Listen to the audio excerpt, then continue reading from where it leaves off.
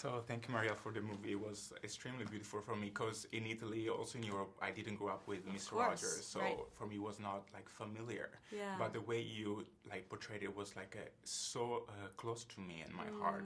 I felt like I watched it like daily, even like now. I feel like because I did research for the movie before, Yeah. and my idea was that you the character is just a juxtaposition to our current political and social climate. Totally. And I felt like, oh, it's so perfect for like right now. But then watching the movie yesterday, I thought, oh, this is just like a message of kindness and forgiveness, which can be told anytime, anywhere. It's such a universal message.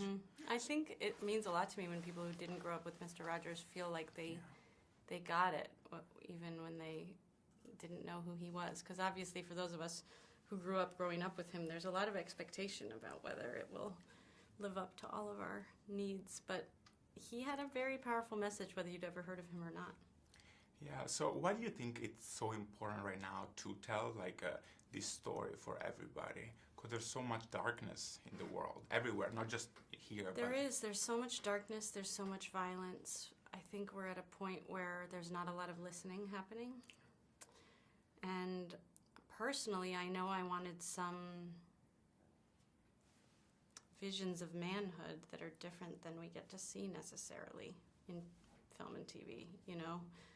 Somebody who values kindness and listening, who,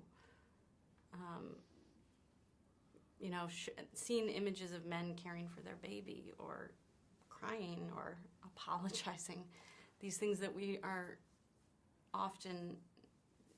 undervalue in our society, especially from our men. And, you know, I'm raising a young kid in this world, and I want him to grow up knowing that his emotions matter. Yeah.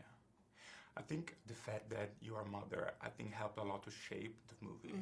Because for me, like, Tom Hanks always played like three-dimensional historical characters. Yeah. But I feel this one, the fact that you directed him, in a way helped to create another kind of character. Because for me, like, there was a touch of softness, tenderness in this character. So familiar, I would say, again. I think I view part of my job as a director to create this safe space like a mother would for my set and for my actors. I'm very protective of my actors. I'm asking a lot of them. I ask them to go very deep. I ask them to be very vulnerable. But that means I have to also create a set where they can do that. Yeah. Like now it's such a important like moment for women everywhere in every field, but especially in Hollywood. Yeah. Do you think like having like a women's vision, even in like movies like this one, where like the male character, like there are like characters, the main characters are like men. Do you think it's important to have that like touch of like femininity even? Like it's I'll very just say I important. think gender is a spectrum. Yeah. It's not a binary. But I do think we need more diversity when it comes to the voices who are behind the camera because, like you say, it infuses every decision, you know.